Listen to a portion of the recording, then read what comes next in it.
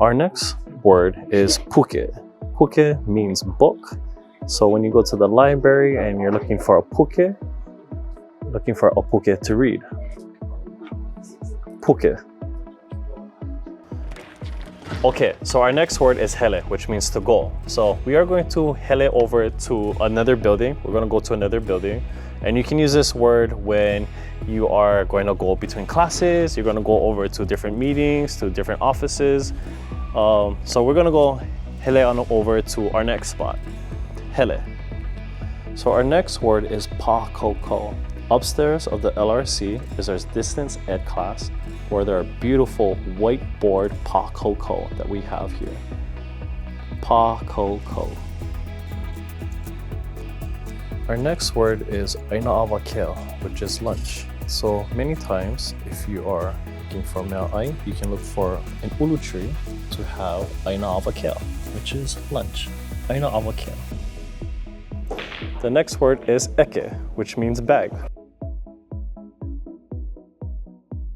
Eke.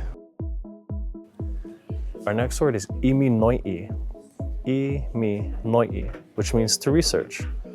So if you're researching a topic, that is imi noi'i. Researching about something that you want to learn, something in class, or something that you need to talk about in a meeting. Imi noi'i. This next word is noi, which is to ask for something. So like you're asking somebody for something. That is the action noi, or the word noi. Ale manaka. Ale manaka means calendar. And that's where we schedule our meetings, our classes, and any activities. We use our ale manaka. Ale manaka. Our next word is koho, and koho means to choose, like as if we're choosing a book to read. So with Chief of War, maybe this will be the book that I koho, the book that I choose to read. Kamehameha and his warrior, Ke Ku Hau Pi'o. Koho, choose.